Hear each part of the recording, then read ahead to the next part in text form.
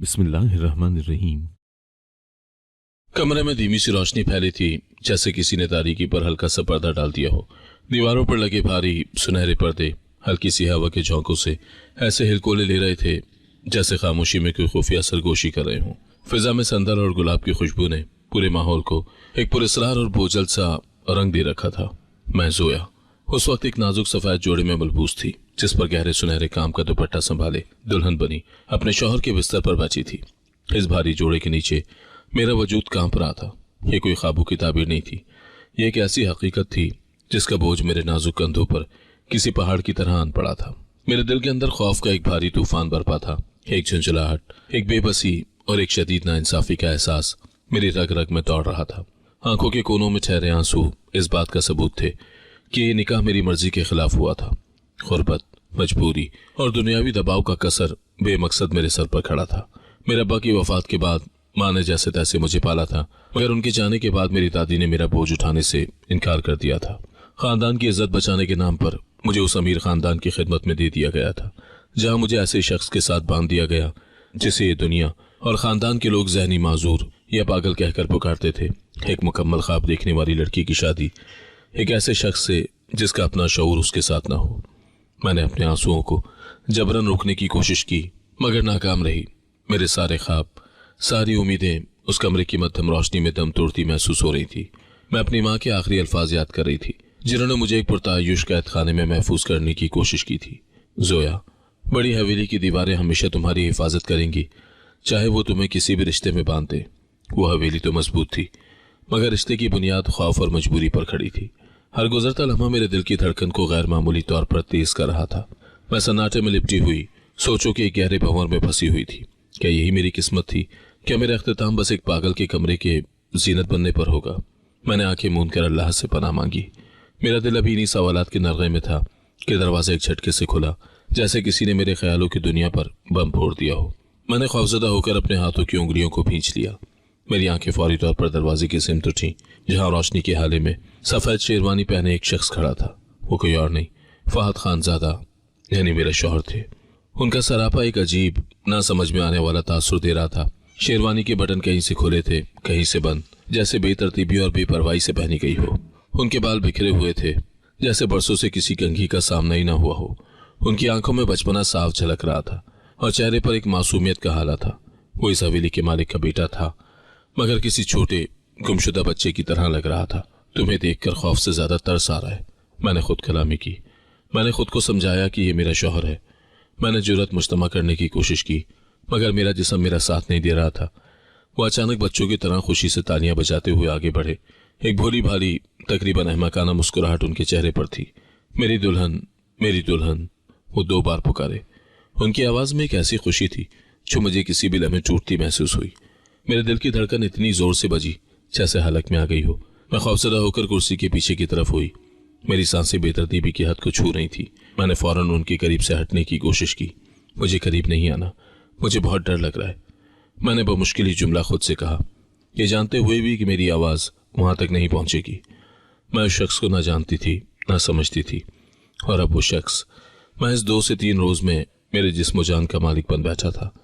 वो आगे बढ़े और उनकी मासूम आंखों में फौरन गुस्से की एक झलक उभरी।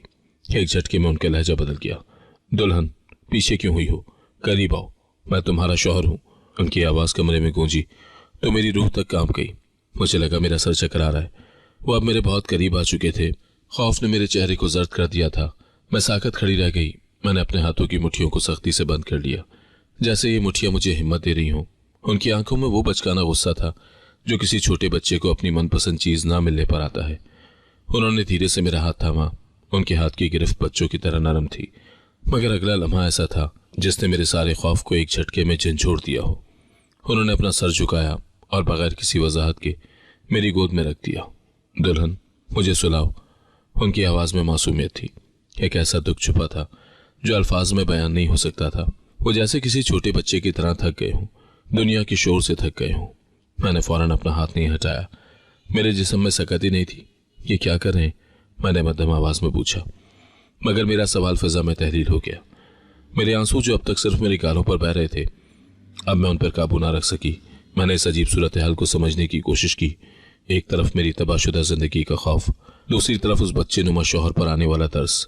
मैं थोड़ा सा झुकी, लरसते हाथों से उनके बिखरे हुए बालों को सहलाने लगी। उनकी आंखें बंद हो चुकी थी और होंठों पर एक हल्की सी मुस्कुराहट थी। उन्हें सुकून मिल गया था। मेरे अंदर खौफ और शफकत की एक अजीब सी जंग छिड़ गई थी। ये शख्स चाहे ज़हनी तौर पर नामुकम्मल था, मगर उस लम्हे वो किसी भी दुनियावी बुराई से पाक महज एक थका हारा वजूद था जिसे पनाह की जरूरत थी। मेरे मासूम शौहर। कमरे में सिर्फ मेरी धीमी सिसकियों की आवाज थी और फहद की मध्यम सांसों का शोर। जैसे कोई बड़ा तूफान थमकर लम्हा भर को खामोश हो गया हो। वो सुकून से सो चुके थे और मैं उनकी पनाहगाह बनी बैठी थी। वक्त धीरे धीरे गुजरता गया। नीम शब का सन्नाटा चारों तरफ था। चांदनी की मध्यम रोशनी कमरे में फैली थी। खिड़कियों के शीशों से छनकर जमीन पर सफेद धारियां बना रही थी। मैं अब भी दुल्हन के लिबास में बैठी थी, थकी हुई और बोझल। फहद का सर मेरी गोद में रखा था और उनकी पुरसुकून नींद ने मेरे खौफ को कुछ देर के लिए थमा दिया था। मेरा दिल अगरचे बेसुकून था, मगर मेरे शौहर के लिए हमदर्दी का एक हल्का सा एहसास जाग रहा था, जैसे एक नन्हे परिंदे ने कैद खाने की दीवारों में घोंसला बना लिया हो। मैंने कभी नहीं सोचा था कि मेरी शादी एक नामुकम्मल शख्स से होगी, मगर उस वक्त उनकी मासूमियत एक गैर मुतवक्की शफाअत बन गई थी। काफी देर के बाद मेरे जिस्म ने मजीद सकत ना पाकर मुझे हरकत करने का इशारा किया।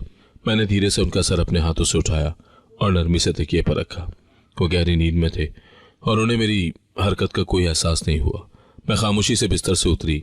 सफेद जोड़े की सरसराहट भी मुझे उस वक्त कमरे में गैर जरूरी शोर महसूस हुई।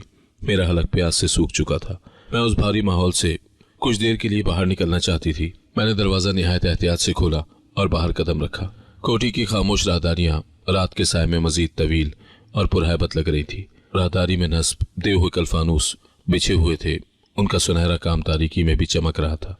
हवा की मामूली सी सरगोशी भी दीवारों से टकराकर एक अजीब गूंज पैदा कर रही थी। हर कमरा, हर दरवाजा एक नई अजनबियत सौंप रहा था। यह हवेली सिर्फ एक मकान नहीं थी, बल्कि ये अपने सीने में कई सदियों की खामोशियां और राज समेटे बैठी थी। मेरे अंदर एक लर्जिश पैदा हुई। ऐसा लगा जैसे मैं किसी दूसरे सैयारे पर आ गई हूं, जहां हर चीज बेजान लेकिन राजदार है। मेरे कदम दबे दबे एहतियात के साथ किचन की तलाश में चलने लगे। मैंने एक लंबी राहदारी अबूर की, फिर एक दालान से मुड़ी और आखिरकार एक कोने में मुझे रोशनी की हल्की सी लकीर दिखाई दी, जो सर्द और जदीद थी। मैं जान गई कि ये किचन है। मैं अंदर दाखिल हुई और शुक्र अदा किया कि यहाँ कोई खादिम या नौकर मौजूद नहीं था। मैंने फ्रिज से पानी की बोतल निकाली और एक गिलास भरने लगी। गिलास हाथ में लिए मेरी उंगलियां लरस रही थी। अचानक उस गिलास में पानी भरते हुए मुझे एहसास हुआ कि ये सब तो एक हादसा था। मेरा यहाँ आना तो एक मुकम्मल मुख्तलिफ मकसद के तहत हुआ था। मैं तो यहाँ फहद के इलाज के लिए अम्मा जान फहद की वालिदा की ख्वाहिश पर एक माहिर केयर टेकर और साइकोलॉजी थेरेपिस्ट बनकर आई थी। मैंने याद किया कि 3 दिन पहले मैं एक छोटी सी फाइल और कुछ दवाएं लेकर आई थी ताकि फहद की हालत का अंदाजा लगा सकूं। अम्मा जान ने मुझे यकीन दिलाया था कि मेरा काम सिर्फ उनकी निगहदाश्त और जहनी इस्तेहकाम पर मुश्तमिल होगा। जोया, तुम तालीम याफ्ता हो और नरम दिल हो। फहद को सिर्फ मोहब्बत और रफाकत की जरूरत है। ये थे वो अल्फाज जिन्होंने मुझे यहाँ आने पर आमादा किया था। साथ ही मेरी खस्ता माली हालत ने भी मुझे इस मुलाजमत के लिए तैयार कर लिया था। मगर सिर्फ 2 दिन बाद ही सब कुछ बदल गया था। हवेली में कदम रखने के दूसरे ही दिन फहद के सौतेले भाई शाहिर खान ने अपना असल रंग दिखाना शुरू कर दिया था। वो एक तेज तरार, चालाक और नफीस लिबास में मलबूस शख्स थे, मगर उनकी आंखें इंतहाई घटिया और बेशर्म थी। पहले दिन उन्होंने मुझे बड़े भाई की बीवी की देखभाल करने वाली मुलाजमा समझा। उन्होंने शाम को मेरे हाथ में एक लिफाफा थमाते हुए कहा था, लड़की, ये तुम्हारी पहली तनख्वाह है। इस घर में खिदमत का सिला फौरन मिलता है। उनकी आंखों में एक हिकारत थी जिसे मैंने फौरन नजरअंदाज कर दिया। अगले दिन जब मैं फहद को दवाई देने के बाद बागीचे में अम्मा जान का इंतजार कर रही थी, तो शाहिर मेरे सामने आकर खड़े हुए थे। उनका अंदाज इंतहाई रूखा और हित्तकामेज था। तुम्हारा क्या ख्याल है कि तुम यहाँ अम्मा जान के कहने पर फहद के लिए आती जाती रहोगी? उन्होंने मुस्कुराते हुए कहा, और वो मुस्कुराहट मुझे जहर लग रही थी। देखो, फहद तो दुनिया के लिए नहीं बना। असली ताकत तो मेरे हाथ में है, और तुम्हारी तरह की खूबसूरत लड़कियों को पता होना चाहिए कि उन्हें किससे बात करनी चाहिए। शाम तक उनकी घटिया नजरों और हरकतों से मैं बहुत परेशान हो गई थी। वो राहदारियों में जानबूझकर मेरा रास्ता रोकने, मुझे बिला वजह की हिदायतें देते।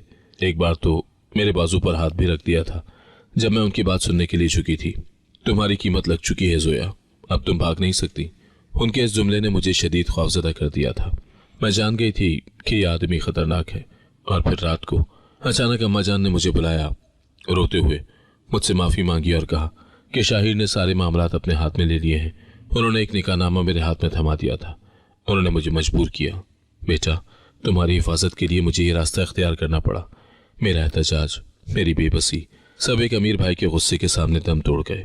यूं एक केयर टेकर 2 दिन में इस हवेली की पागल दुल्हन बन गई थी और अब उस अजनबी पुलिसरार कोठी के किचन में मैं न सिर्फ अपने ख्वाबों के टूटने का गम लिए खड़ी थी, बल्कि फहद की मासूमियत और शाहिर की दरिंदगी के दरमियान फंस चुकी थी। मैं गिलास में पानी भर रही थी। ठंडा पानी बर्फ की तरह मेरी हथेलियों पर महसूस हो रहा था, मगर मेरे अंदरूनी अस्तराब को बुझा नहीं पा रहा था। किचन की यह जदीद चमकदार जगह इस भारी हवेली के साथ बिल्कुल एक नामुनासिब जोड़ मालूम हो रही थी। मैं अपनी हालत पर गौर कर रही थी कि किस तरह सिर्फ 2 दिनों में मेरी तालीम, मेरी मेहनत और मेरी हैसियत को एक झटके में रद्द कर दिया गया था। मेरा वजूद अब सिर्फ एक मजबूर औरत का था, जिसके जिस्म पर दुल्हन का सफ़ेद बोझ था और दिमाग में शाहिर के दबाव का खौफ। अचानक मेरे पीछे से एक गहरी खुरदरी मर्दाना आवाज ने मुझे चौंका दिया। इतनी रात को दुल्हन अकेली बाहर क्या कर रही है? कमरे की रोशनी बुझी हुई है। क्या तुम्हारे पागल शौहर ने तुम्हें अकेला छोड़ दिया है? ये सवाल नहीं, बल्कि नफरत, तंज और जहरीली खुशी का रस था जो मेरे कानों में खुला। मैं तेजी से पलटी। मेरे हाथों से गिलास छूटते छूटते बचा। दरवाजे पर शाहिर खानजादा खड़े थे। उनके चेहरे पर एक सर्द बेरहम मुस्कुराहट थी और आंखों में खुली हवस मुझे एक जानवर की तरह घूर रही थी। उनका नफीस पाजामा और ड्रेसिंग गाउन भी उनकी गंदी नीयत को छुपा नहीं पा रहा था। वो कदम ब कदम मेरे करीब आने लगे। किचन का वसी फर्श उनके बूटों की हल्की सी आवाज से गूंज रहा था। मैंने पीछे हटना चाहा, मगर मेरी पुश्त ठंडे काउंटर से जा लगी।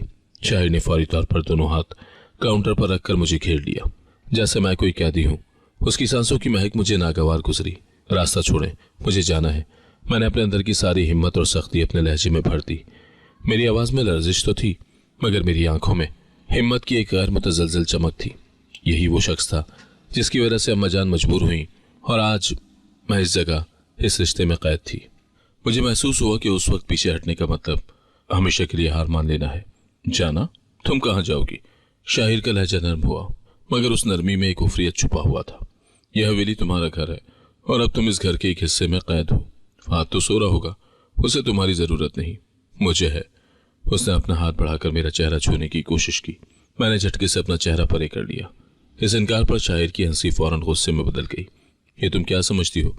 तुम्हारी यह अकड़, इस अकड़ की वजह से आज तुम मेरी नहीं, बल्कि मेरे पागल भाई की दुल्हन बनी हो। तुमने मुझे हिकारत से देखा था जब मैंने तुम्हें मुलाजमत की पेशकश की थी। तुमने सोचा कि तुम अम्मा के जरिए मेरी मर्जी के खिलाफ यहाँ रह लोगी। उसने मजीद करीब होते हुए मेरा बाजू सख्ती से पकड़ लिया। उनकी गिरफ्त में वहशत, इंतकाम और गुस्सा भरा हुआ था। मुझे मालूम है कि तुम किस लिए आई थी। अब देखना, मैं तुम्हें कहीं का नहीं छोड़ूंगा। तुम इसी घर में रहोगी, एक बोझ बनकर, और तुम हमेशा मेरी दस्तरस में रहोगी। शाहिर के लहजे में छुपी हुई धमकी ने मेरे अंदर की सोई हुई आग को भड़का दिया। मुझे फहद की मासूमियत और माँ की मजबूरी का ख्याल आया। मेरा खौफ यकलख्त गुस्से की शक्ल में ढल गया। मुझे लगा कि अगर मैंने इस लम्हे मुजाहिमत ना की तो मैं उसकी घटिया हरकतों का हमेशा निशाना बनी रहूंगी। मेरा बाजू छोड़ो, मैंने अपने दांत भींच कर कहा। मैंने अपना सर एक तरफ झुकाया। मेरे चेहरे पर खौफ के बजाय एक मजबूत अज़म था। मैंने महसूस किया कि ये सिर्फ मेरा बाजू नहीं, मेरी पूरी जिंदगी इस गिरफ्त में है। मैंने लम्हे भर में अपनी कलाई छुड़ाई और अपने हाथ में मौजूद सारी कुव्वत यकजा करके एक जोरदार थप्पड़ शाहिर के चेहरे पर रसीद कर दिया। तो किचन में थप्पड़ की गूंज पैदा हुई जो उसकी सख्त खामोशी में देर तक सुनाई देती रही। शाहिर का चेहरा एक तरफ मुड़ गया और वह हैरत और गुस्से से मुझे घूरने लगा। मेरे चेहरे पर अब सिर्फ गुस्सा था, कोई खौफ नहीं। मेरी सांसें तेज थीं, मगर मैं सीधी खड़ी थी। तुम्हारी ये जुर्रत? शाहिर ने अपने चेहरे को छूते हुए गुस्से से गरज कर कहा। जानती भी हो तुम किससे बात कर रही हो? मैं अपनी हुदूद जानती हूँ, मगर तुम्हें अपनी औकात में रहना सिखा रही हूँ। मैंने अपनी आवाज को कम से कम बुलंद मगर फौलादी लहजे में रखा। मैं सिर्फ यहाँ किसी की केयर टेकर नहीं हूँ। मैं फहद खानजादा की बीवी हूँ और इस घर की बहू। आइंदा ये भूलने की कोशिश ना करना, मेरा शौहर पागल नहीं है। मैंने एक ठोस हकीकत की तरह जुमला अदा किया। उसका इलाज चल रहा है, वो ठीक हो जाएगा। वो तुम्हारी तरह जमीर का पागल नहीं है। मेरे अल्फाज नश्तर की तरह उसके गुरूर पर लगे। मैंने उसकी आंखों में आंखें डालकर अपनी बात जारी रखी। और खबरदार, मैं आज तुमसे आखिरी बार कह रही हूँ, आइंदा मुझे परेशान करने की कोशिश की या किसी भी तरीके से मेरी इज्जत पर हमला किया तो मैं ना सिर्फ अम्मा जान से तुम्हारी शिकायत करूंगी, बल्कि मैं यहाँ के तमाम नौकरों और कानूनी जराये को इस्तेमाल करके तुम्हारी सारी हकीकत बेनकाब कर दूंगी। तुम नहीं जानते कि मैं गुर्बत में रही हूं, मगर ज़मीर का सौदा कभी नहीं किया। ये कहकर मैंने फातिहाना अंदाज में एक आखिरी निगाह उस पर डाली। शाहिर शर्मिंदगी, हैरत और शदीद गुस्से के मिले जुले तासुरात के साथ खामोश खड़ा रह गया। उसके चेहरे पर थप्पड़ का निशान सुर्ख हो चुका था। मैं गुस्से में मुड़ी और उस बेशर्म आदमी को नजरअंदाज करते हुए लंबे कदमों से अपने कमरे की तरफ लौट गई। कमरे की तरफ जाते हुए मुझे यह एहसास हुआ कि मैंने सिर्फ अपना दिफा नहीं किया था, बल्कि एक मजबूत लकीर खींच दी थी। शाहिर के साथ किचन में होने वाली तल्ख मुजाहिमत के बाद मैं तेजी से अपने कमरे में वापस लौटी। मेरा दिल अभी तक जोर जोर से धड़क रहा था, मगर उस धड़कन में अब खौफ से ज्यादा एक अज़म की गूंज थी। मैंने दरवाजा अंदर से बंद किया और एक गहरा सांस दिया। कमरे में फहद गहरी नींद में सो रहे थे। उनका चेहरा मासूमियत से भरा हुआ था। होंठों पर हल्की सी मुस्कुराहट थी, जैसे कोई छोटा बच्चा दुनिया के शोर से बेखबर सुकून से सो रहा हो। उस मंजर ने मेरे दिल को कुछ सुकून महसूस करवाया, जैसे उस कमरे की खामोश मध्यम फिजा ने बाहर की राहदारियों के सारे जहर को धो डाला हो। मैंने अपने सफ़ेद मुरझाए हुए उरूसी जोड़े पर एक निगाह डाली, फिर बेड के किनारे पर बैठ गई। मैंने अपना हाथ बढ़ाया और निहायत नरमी से उनके माथे से बिखरे हुए बाल हटाए। उनकी जिल्द नर्म और ठंडी थी। मैंने दिल में खुद से बड़बड़ाया, लेकिन इस दुनिया के सबसे मासूम पागल हो। काश तुम्हारे मासूमियत का पर्दा हमेशा तुम्हारे दिमाग को इस गंदी दुनिया से महफूज रखे। मुझे याद आया कि कैसे सिर्फ चंद घंटे कबल शाहिर ने सारे खानदान के सामने मुझ पर और फहद पर झूठा इल्जाम लगाया था। इस लड़की ने तो पहले ही मेरे भाई को बहला फुसला लिया है। ये यहाँ नौकरी के लिए नहीं, दौलत के लिए आई है। इन दोनों का निकाह करवा दो, जो होना था वो हो चुका, अब खानदान की इज्जत का सवाल है। शाहिर की चीखती हुई आवाज़ और उसके झूठे इल्जामात अम्मा जान के कानों में जहर घोल रहे थे। मेरे चीखने चिल्लाने और सच बताने की सारी कोशिशें फजूल थी। मैं झूठ नहीं बोल रही, मैं सिर्फ उनका इलाज करने आई थी। मगर अम्मा जान ने फौरन फैसला सुनाया, बस बहुत हो गया, मौलवी साहब को बुलाओ और निकाह फौरन पढ़ाओ। मेरा हर एहतजाज मेरी सच्चाई, पैसे और ताकत के जोर पर झूठ बना दिया गया था। मेरा हर ख्वाब धुआं बनकर उड़ गया था। ये सोचकर मैं कांप उठी थी, मेरी रूह तक लरस गई थी। मगर अब मेरे सामने इस साजिश से बेखबर ये मासूम चेहरा था जो सुकून की नींद सो रहा था। मैंने धीरे से उनका दूसरा हाथ थामा। तुम्हें नहीं पता तुम किस कयामत से मुझे निकाल लाए हो फहद। इस घर में सिर्फ तुम ही मेरे लिए एक महफूज पनाह का हो। चाहे ये रिश्ता खौफ पर मबनी हो, तुम इन सब लोगों से बेहतर हो। मैंने उनके हाथ को अपने होठों से लगाया। मैंने उस वक्त ये फैसला किया कि अब ये रिश्ता सिर्फ एक मजबूरी नहीं, बल्कि एक वादा है। मैं दिल ही दिल में खुद से एक मजबूत वादा कर रही थी, मैं फहद का ख्याल रखूंगी, मैं तुम्हें ठीक करूंगी। सिर्फ इसलिए नहीं कि मैं अब तुम्हारी बीवी हूं, बल्कि इसलिए कि तुम बहुत मासूम हो और मैं इस घर में तुम्हारे लिए एक ऐसी ढाल बनूंगी जिसे शाहिर खान कभी तोड़ नहीं पाएगा। मैंने रात के बाकी लम्हे वहीं बैठे गुजार दिए, अपने मुस्तकबिल के बारे में सोचते हुए और फहद के लिए दुआ करते हुए। मैं दिल से दुआ मांग रही थी कि ये मासूम सा सुकूत हमेशा कायम रहे। सुबह काजिब का वक्त था जब मेरी आंख लग गई और मैं थकावट की वजह से सर तकिए पर रखकर सो गई। कुछ देर के बाद मुझे अपने चेहरे पर किसी नरम सी चुभन का एहसास हुआ। ये लम्स इतना नाजुक था कि मुझे लगा शायद कोई ख्वाब देख रही हूँ, लेकिन जब वो लम्स मेरी आंखों के करीब हुआ तो मैंने झटके से आंखें खोली। मैंने देखा कि फहद मेरे ऊपर झुके हुए थे। उनकी आंखों में गहरा तजस्सुस था और वो निहायत आहिस्तगी से मेरे माथे से मेरे बालों को समेट रहे थे। वो मुझे इतने करीब से देख रहे थे कि मैं अक्का बक्का रह गई। उनके चेहरे पर खौफ या गुस्सा नहीं था, बल्कि एक गहरी बच्चे जैसी मासूम हैरत थी। फहद, मेरी दबी हुई चीख कमरे में गूंजी। ये खौफ या तकलीफ की नहीं, बल्कि अचानक परेशानी और हैरत की आवाज़ थी। मैं फौरन पीछे हटी, जैसे मेरे जिस्म को करंट लग गया हो। मैं बेड से तकरीबन गिरने लगी थी। फहद ने मेरी चीख सुनी तो वो खौफजदा होकर पीछे हुए। उनका सारा मासूम तजस्सुस लम्हे भर में गायब हो गया और उनकी शक्ल पर खौफ और परेशानी छा गई, जैसे कोई बच्चा गलती पर पकड़ा गया हो। दुल्हन, मैं बाल हटा रहा था। उनकी आवाज़ में लर्जिश थी। वो अपनी आंखें ज़मीन की तरफ झुका चुके थे। मैंने कुछ गलत नहीं किया, आपके बाल बहुत अच्छे हैं, मैंने सिर्फ उन्हें दुरुस्त कर दिया था। वो डरे हुए थे और उनकी आंखों में आंसू आ गए। मुझे माफ़ कर दे, क्या मैंने आपको तकलीफ दी? उन्होंने मजीद खौफजदा लहजे में पूछा। मैंने उनकी हालत देखी तो मेरा अपना खौफ फौरन शर्मिंदगी और नदामत में बदल गया। नहीं फहद, नहीं, मैंने तेजी से कहा, अपने आप को संभालते हुए और अपने चेहरे के तासुरात को नरम करते हुए। आपने मुझे तकलीफ नहीं दी, मैं बस हैरान हो गई थी। आपने बहुत अच्छा किया। मेरे बाल वाकई उलझे हुए थे। मैंने उनकी जानिब हल्का सा मुस्कुरा कर देखा। फहद की आंखों में एकदम सुकून और फिर से बचकाना खुशी छा गई। वाकई? उन्होंने उम्मीद भरी नजरों से पूछा। बिल्कुल वाकई। मैंने मुस्कुराकर अपना वादा पक्का किया। अब मुझे समझ आ रहा था कि उनका ताल्लुक जहनी माजूरी से नहीं बल्कि दुनिया की गंदगी से, उनकी मासूमियत को महफूज रखने से था। मैंने फैसला किया कि अब से ये सिर्फ मेरी जिम्मेदारी है कि मैं उनकी मासूम दुनिया का हिस्सा बनूं और बाहर के वहशी भेड़ियों से उन्हें बचाऊं। मैंने अपने आप को संभाला और अब की बार मुकम्मल शफकत के साथ निहायत आस्तीगी से उनके सर पर हाथ रखा। मेरी आवाज में धीमापन था जो उन्हें तसल्ली दे रहा था। मैं डर गई थी। बस अगली बार बगैर बताए इतना करीब मत आना, ठीक है? पहले आवाज देना मुझे या हिला लेना। मेरे इस दोस्ताना लहजे ने फहद के अंदर एतमाद बहाल कर दिया। फहद ने मेरी बात बगौर सुनी और फौरन सर हिलाया, जैसे किसी उस्ताद से कोई कीमती सबक मिल गया हो। उनका अज़म और मासूमियत एक दिलचस्प इम्तिजाज था। ठीक है दुल्हन, आइंदा नहीं करूंगा, वादा करता हूं। वो अज़म से बोले और अपने हाथ पीछे बांध दिए। ये यकीनन पहला कदम था जो मैंने उनके इलाज और उनके साथ एक आम जिंदगी गुजारने की तरफ बढ़ाया था कि यहाँ शफकत काम करेगी, सख्ती नहीं। मैंने मुस्कुराकर सर झुका लिया। मेरे दिल में एक नई उम्मीद जागी। मुझे मालूम था वो एक ऐसा बच्चा है जिसे दुनिया ने कभी समझने की कोशिश ही नहीं की। वो एक खुले सफ़े की मानंद था जिस पर कोई भी कुछ भी लिख सकता था। अब ये मेरी जिम्मेदारी थी कि मैं मोहब्बत और एतमाद के अल्फाज लिखूं। मैंने ड्रेसिंग रूम का रुख किया ताकि दुल्हन का भारी लिबास बदल सकूं। वो तमाम तर रेशम, जरी और नगीनों का बोझ मेरे जिस्म पर बहुत भारी हो चुका था।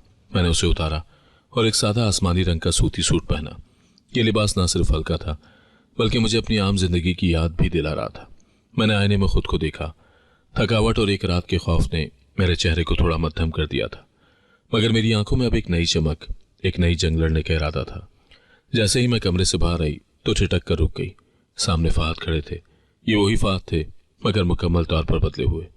वो साफ सुथरी क्रीम रंग की कमीज और गहरे सुरमई पैंट में मलबूस थे जो यकीनन किसी खादिम ने उन्हें पहनाई होगी। उनके बाल सलीके से संवारे हुए थे। उनके अंदर की मासूमियत अब एक खास वजादारी का रूप ले चुकी थी। उनकी शक्ल में खानजादा खानदान की वो नफासत और वजाहत नुमायां हो रही थी जो आमतौर पर उनकी बेतरतीबी में छुपी रहती थी। वो खुशी से चहकते हुए मेरे करीब आए, बिल्कुल उसी तरह जैसे कोई बच्चा नए लिबास में तारीफ का मुतमन्नी हो। दुल्हन, बताएं तो सही, मैं कैसा लग रहा हूं? क्या मैं भी अच्छा नहीं लगता? उनका ये जुमला उनके अंदर की गैर यकीनी को जाहिर कर रहा था। मैं दिल खोलकर मुस्कुराई क्योंकि वो वाकई दिलकश लग रहे थे। जी, आप तो बहुत प्यारे लग रहे हैं, बिल्कुल राजकुमार जैसे। इस हवेली के राजकुमार। मैंने उनकी कमीज का एक कॉलर दुरुस्त किया। ये सुनकर उनकी आंखें चमक उठी। उनकी मासूम खुशी देखने के लायक थी। वो ऐसे खुश हो गए जैसे उनका पसंदीदा कोई खिलौना लौट आया हो। राजकुमार? हाँ, मैं राजकुमार। मुझे राजकुमार बनना अच्छा लगता है। शुक्रिया दुल्हन, आपने मुझे तैयार किया। उन्होंने एक लम्हे के लिए अपना हाथ मेरी तरफ बढ़ाया और फिर अपना वादा याद करके पीछे हटा लिया। चले अब नीचे चलते हैं, नाश्ता कर लेते हैं, मुझे भूख लगी है और आपको भी यकीनन कुछ खाने की जरूरत होगी। मैंने उनसे कहा। मैंने सोचा था कि हम दोनों फासले पर रहकर आहिस्ता आहिस्ता नीचे की सीढ़ियां उतरेंगे, मगर फहद ने एक गैर मुतवक्की हरकत की। नाश्ते का नाम सुनते ही उनकी आंखों में एक नई चमक आई और अचानक उन्होंने मेरी कमर में हाथ डालकर मुझे अपने करीब कर लिया। यह अमल बहुत तेज था और उनका लम्स मेरे लिए बिल्कुल गैर मुतवक्की था। मैं सहम गई। यह अजीब सा शक था जो मेरे दिल में पैदा हुआ। एक लम्हे को मुझे लगा, क्या यह वाकई जहनी तौर पर बीमार है या सिर्फ ये दिखावा है? उनका यह अमल आम रवैये से मेल नहीं खाता था। फहद, छोड़े मुझे, कोई देख लेगा। ऐसे नहीं करते, बुरी बात होती है। यह हवेली है और हम अब नीचे जा रहे हैं, मैंने धीमी लरजती आवाज में कहा। मेरी आवाज में उन्हें खबरदार करने का तासुर था, ना कि नाराजगी का। हम साथ तो जा रहे हैं मगर थोड़े फासले पर। फहद ने मेरी तरफ देखा। क्यों? उनका सवाल सादा सा था मगर उस सादगी में एक चैलेंज था। आप मेरी दुल्हन है। राजकुमार तो अपनी दुल्हन को हाथ पकड़कर लेकर जाता है। हाँ, लेकर जाता है। मैंने उनका हाथ नरमी से अपनी कमर से हटाया और उनकी हथेली को अपने हाथ में थाम लिया। मगर जब बहुत करीब आते हैं तो लोग बातें बनाते हैं। हम सिर्फ हाथ पकड़कर जाएंगे जैसे दोस्त जाते हैं। ठीक है राजकुमार? फहद ने अपनी हथेली पर मेरी नरमी को महसूस किया और खुश हो गए। हाथ पकड़कर? ठीक है, मैं आपका हाथ नहीं छोड़ूंगा दुल्हन। और हम दोनों को उठी के उस कमरे से एक नए रिश्ते, एक नई समझ और एक नए वादे के साथ निकले। बाहर की राहदारियां अब भी अजनबी थी मगर मेरे हाथ में फहद का मासूम हाथ था और मेरे अंदर एक नई ढाल।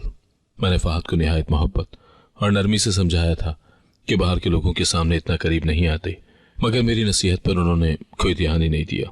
बल्कि उनकी गिरफ्त में नरमी नहीं थी, एक अजीब सी सख्ती और जिद थी जो उनकी बीमारी का एक पहलू था। आप मेरी दुल्हन हो, आपको मेरे साथ ही जाना है। उनके लहजे में बचपना था, मगर अंदाज में मलकियत की शिद्दत झलक रही थी। ये मलकियत का एहसास किसी शौहर का नहीं, बल्कि एक बच्चे का था जिसे लगता था कि वो अपनी पसंदीदा चीज को छूकर दुनिया के सामने दिखा सकता है। मुझे अंदाजा था कि अगर मैं अब जोर जबरदस्ती करूंगी तो उनके नाजुक दिमाग पर इसका मनफी असर पड़ेगा और उन्हें तकलीफ होगी। फहद की ज़हनी हालत के पेश नज़र उनकी बात मान लेना ही बेहतर था। मैंने गहरा सांस लिया, दिल को मजबूत किया और खामोशी से उनके करीब चलने लगी। मेरा हाथ उनकी हथेली में था और उनका दूसरा हाथ मेरी कमर के गिर्द एक सख्त हिसार बनाए हुए था। मैंने खुद को समझाया कि ये मेरी बका की कीमत है जो मुझे हर सुबह अदा करनी होगी। हम दोनों उस वसी शानदार सीढ़ियों से नीचे उतरने लगे। मेरे कदमों की धीमी आवाज पूरे घर के सन्नाटे में एक अजीब सनसनी पैदा कर रही थी। मेरे जहन में फौरन शाहिर का ख्याल आया, जिसने कल रात मेरी इज्जत पर हाथ डालने की कोशिश की थी कि फहद की मलकियत का बोझ मेरे लिए शायद शाहिर की दरिंदगी से महफूज रहने का जरिया बन जाए। नीचे लाउंज में पहुंचे तो घर के तमाम अहम अफराद पहले से मौजूद थे। अम्मा जान, नुसरत बेगम, बाबा, फहद के वालिद, खाला जान और सबसे बढ़कर शाहिर खुद वहां मौजूद था।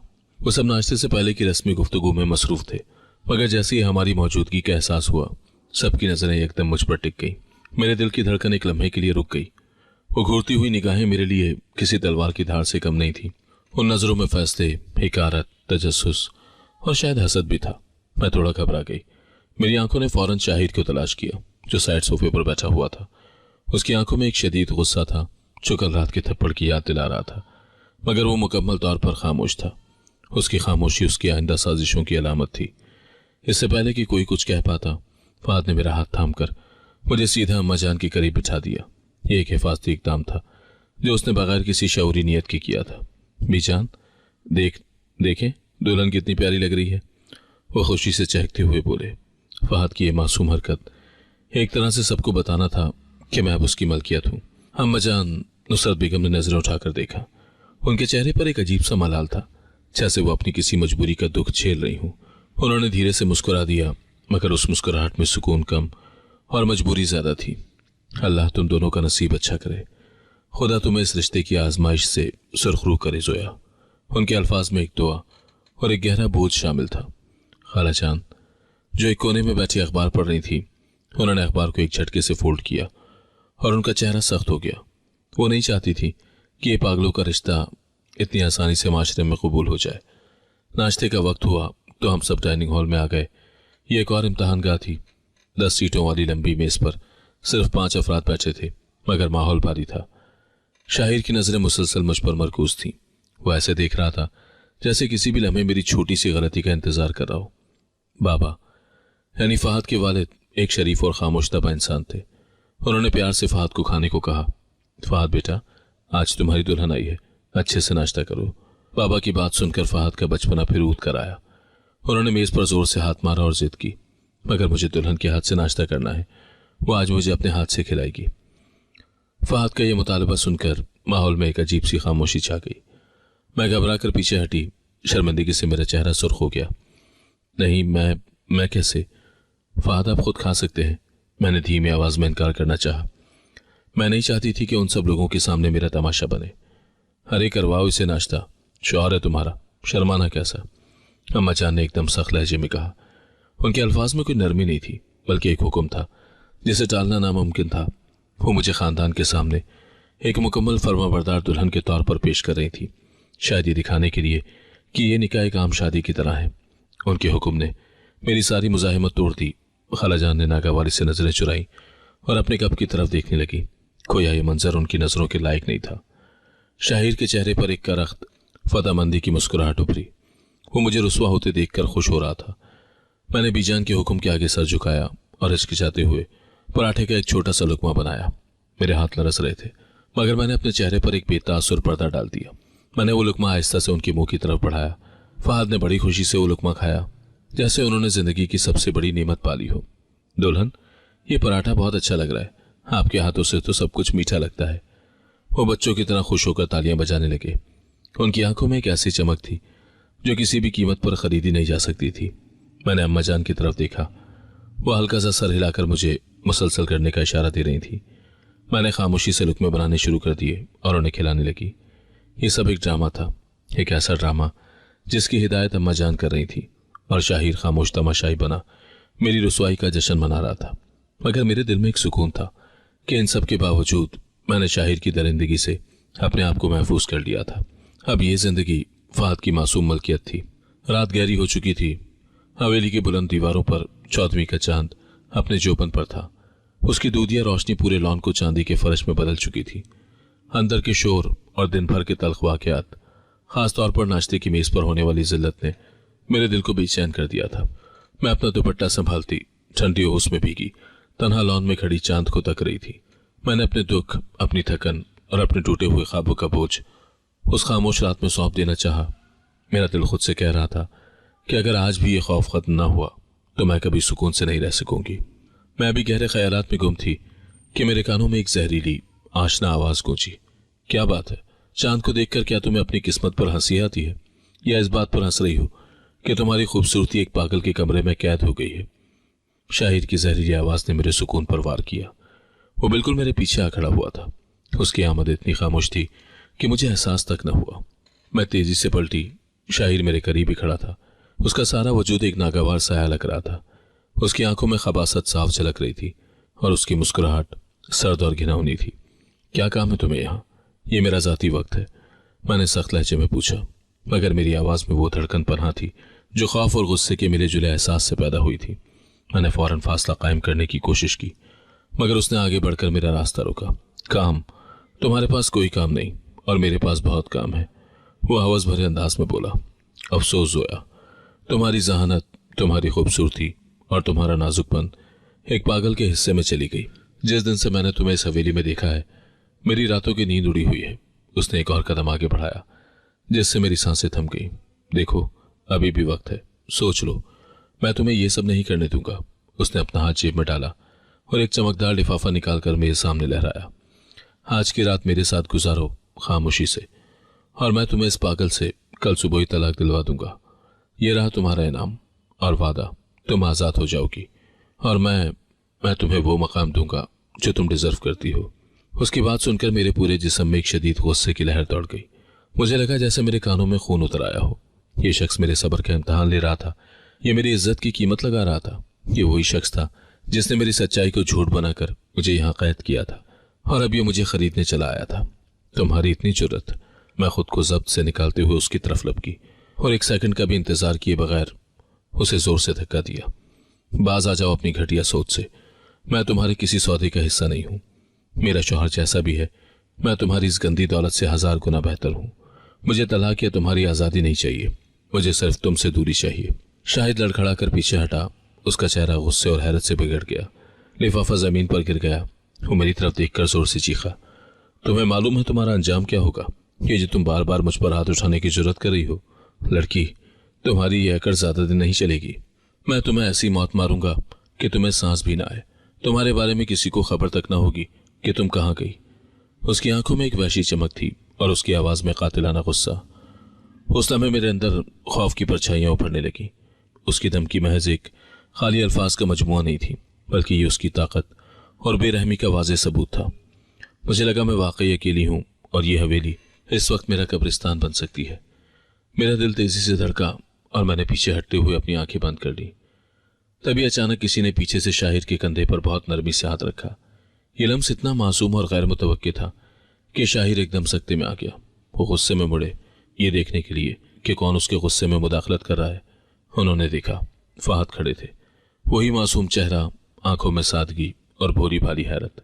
वो अपनी क्रीम रंग की कमीज में मलबूस थे, जैसे अभी बिस्तर से उठे हों। भाई, आप मेरी दुल्हन को डरा क्यों रहे हैं? फहद ने मासूमियत से पूछा। उनका लहजा ऐसा था जैसे वो सिर्फ पूछ रहे हों कि उनका खिलौना क्यों छीन लिया गया। उन्हें अंदाजा भी नहीं था कि वो किस खतरनाक मंजर को तोड़ रहे हैं। दुल्हन क्यों रो रही हैं? आप उनको तंग ना करें। फहद की मौजूदगी शाहिर के लिए एक मुकम्मल ब्रेक थी। वो बिल्कुल साकत हो गया। उसकी वहशी आंखें लड़खड़ा गईं और उसकी जबान लड़खड़ा गई। वो उस सूरत हाल में फहद की मासूमियत का मुकाबला नहीं कर सकता था। उसके लिए ये एक शिकस्त थी। शाहिर फौरन गुस्से और शर्मिंदगी के आलम में मुड़ा, जमीन पर गिरा हुआ लिफाफा उठाया और एक लफ्ज भी बोले बगैर तेजी से वहां से निकल गया। वो भागा नहीं बल्कि शर्म और गुस्से से कदम उठाता हुआ तारीकी में गायब हो गया। फहद मेरी तरफ मुड़े। उनके चेहरे पर वही मासूम परेशानी थी। उन्होंने अपने छोटे बच्चे जैसे हाथ से नरमी से मेरा हाथ थामा। दुल्हन, आप ठीक हैं? वो कुछ नहीं करेगा, मैं हूं ना, अब कोई नहीं आएगा। वो मुझे इस तरह तसल्ली दे रहे थे जैसे मैं कोई छोटा बच्चा हूं। उन लम्हों में पागल करार दिए जाने वाला वो शख्स मुझे इस दुनिया के हर होशमंद और ताकतवर शख्स से ज्यादा महफूज लगा। उसका वजूद मेरे लिए एक ऐसा साया बन गया था जिसके नीचे कोई शैतानियत नहीं आ सकती थी। मैं बेइख्तियार होकर उनके सीने से लग गई। मेरा दिल भर आया और मेरी आंखों से आंसू बहने लगे। ये खौफ के नहीं, बल्कि एक गैर मुतवक्की पनाहगाह के मिलने के आंसू थे। मैंने फहद की कमीज को अपनी मुट्ठियों में भींच लिया। तुम जानते हो फहद, तुम वाकई मेरे मुहाफिज हो। आज तुम वक्त पर नहीं आते तो न जाने वो शख्स मेरे साथ क्या करता, मैंने दबी हुई आवाज में कहा। फहद ने अपना हाथ मेरे सर पर रखा और मासूमियत से मेरे बालों पर प्यार से थपथपाने लगे। मुहाफिज? हाँ, मैं आपका मुहाफिज हूं। आइंदा कोई आपको डराएगा नहीं जब तक मैं यहां हूं। मैं उनके सीने से लगी खुद को महफूज महसूस कर रही थी। उस अजनबी हवेली में फहद का वजूद एक ऐसा गैर मुतवक्किल लंगर साबित हुआ था जिसने मेरी जिंदगी की डूबती कश्ती को सहारा दिया। मैंने सिसकियां रोकते हुए उन्हें अपने दिल का हाल बताया। ये अल्फाज मेरे अंदर से खुद ब खुद निकल रहे थे। कभी कभी लगता है कि मैं बहुत अकेली हूं, इस दुनिया में मेरा कोई नहीं, मगर आज तुमने मुझे ये यकीन दिया है कि मैं अकेली नहीं हूं। मेरे आंसू उनकी कमीज में जज्ब हो रहे थे। फहद ने मुझे मजबूती से थामे रखा। उनके वजूद से फूटने वाली मासूम हरारत मेरी रूह को गर्मी दे रही थी। कुछ देर के बाद हम दोनों वापस कमरे में आ गए। मैंने उन्हें बेड पर लिटाया। वो फौरन हमेशा की तरह एक गोद लगे बच्चे की तरह मेरी गोद में सर रखे लेटे मेरे दुपट्टे के कोने से खेलते रहे। ये लम्हात ऐसे थे जैसे हम दोनों दुनिया के तमाम झमेलों से दूर एक छोटे महफूज जजीरे पर मौजूद हूं। मैं उन्हें अपने बाप के बारे में बता रही थी जिसने मुझे कभी देखा तक नहीं था। वो मेरी पैदाइश से पहले ही छोड़कर चला गया था। और फिर माँ के बारे में जिसने मुझे पाला, मगर वो भी इस जालिम दुनिया में तन्हा छोड़कर चली गई। अब तुम हो ना मेरी जिंदगी में, मैंने आहिस्तेगी से कहा। मेरी आवाज जज्बाती हो गई थी। मैंने अपनी हथेली उनके बालों में फेर दी। मुझे एतराफ था कि अनजाने में ही सही मैं उस शख्स से मोहब्बत करने लगी थी जिसको मैंने कल तक पागल समझा था। उसकी मासूमियत, उसकी गैर मशरूत मोहब्बत और आज उसका मेरे लिए ढाल बन जाना, ये सब मेरे दिल को जीत चुका था। फिर अचानक कमरे की मध्यम रोशनी में उनके लम्स ने मुझे चौंका दिया। फहद ने मेरी गोद से सर उठाया। उनकी आंखों में वो बचकाना चमक गायब थी। उनकी नजरें बराह रास्त मेरी आंखों में थी। उनमें एक गहरी पुख्ता संजीदगी थी जो मैंने इससे पहले कभी नहीं देखी थी। वो धीरे धीरे मेरे रुखसार पर अपने लब रख रहे थे। ये कोई मासूम हरकत नहीं थी, ये किसी बच्चे का बोसा नहीं था, बल्कि ये एक बालिग पुरअतमाद इंसान का इजहार था। उनके अंदाज में वो मासूमियत गायब थी, एक संजीदगी, एक जमूद और एक अजीब सा ठहराव था। मैं झटके से पीछे हटी। मेरे अंदर एक सनसनी दौड़ गई। फहद, ये क्या कर रहे हो? मेरी आवाज में कपकपाहट थी। मैं फौरन बेड से उठी और उनसे फासला बना लिया। उनकी आंखें जो अब भी मुझे घूर रही थी मुकम्मल तौर पर बदल चुकी थी। उनमें एक ज़हीन, सोचा समझा और पुख्ता इरादा छुपा था। तुम पागल नहीं हो? यह सवाल नहीं था, यह एक हकीकत का एतराफ था जो मेरी जबान से बेसाख्ता निकल गया। मैंने जो देखा वो झूठ था। ये बचकानापन, ये जिद, ये सब झूठ था। मैं तेजी से पीछे हटी। मेरा दिमाग तेजी से काम कर रहा था। गुज़िश्ता रातों के तमाम वाकयात एक फिल्म की तरह मेरी आंखों के सामने चल रहे थे। उनकी मासूम मलकियत का एहसास, शाहिद के सामने उनका वक्त पर आ जाना, ये सब कैसे मुमकिन था अगर वो वाकई पागल होते। मैंने उस धोखे पर खौफ और शदीद गुस्से का एहसास किया। मैं बिस्तर से उतरी और दरवाजे की तरफ भागी। मैं बाहर कदम रखते ही होश आवाज से बेगाना हो गई। किसी ने पीछे से मेरे चेहरे पर एक सफेद केमिकल से भीगा हुआ रुमाल रख दिया। तेज कड़वी महक ने मेरे नथनों में दाखिल होकर मेरे जिस्म की सारी कुव्वत खींच ली। मैं हाथ पांव मारने की कोशिश कर रही थी, मगर मेरे वजूद में ताकत ही नहीं बची थी। अंधेरा छा गया। जब होश आया तो मैं एक आरामदेह सोफे पर दालान के फर्श पर लेटी थी। मेरा सर अम्मा जान के सीने से लगा था। मेरी आंखें सूजी हुई थी और मेरा जिस्म दर्द कर रहा था। मैंने अम्मा जान की तरफ देखा। उनकी आंखों में आंसू थे और वो मुझे प्यार से थपथपा रही थी। मैंने फौरन उठने की कोशिश की तो मेरी नजर सामने पड़ी। मेरे सामने फहद खड़े थे। अब वो फहद नहीं थे जिन्हें मैं रात भर तसल्ली देती रहती थी। व्हाइट शर्ट और ब्लैक पैंट में उनके बाल सलीके से संवारे हुए थे और उनके चेहरे पर इस हवेली के मालिक की संजीदगी और वकार झलक रहा था। वो मुकम्मल तौर पर एक बाइख्तियार होशमंद आदमी थे। उन्होंने नरमी से मुझे पुकारा, आयशा। ये मेरा असल नाम था, जो मैंने यहाँ केयरटेकर के तौर पर नौकरी हासिल करने के लिए छुपाया था। इस एक लफ्ज ने सारे राज खोल दिए। मत आओ मेरे पास। मैं तेजी से उठी और उनसे फासला बना लिया। मेरी आवाज में टूटा हुआ एतमाद था।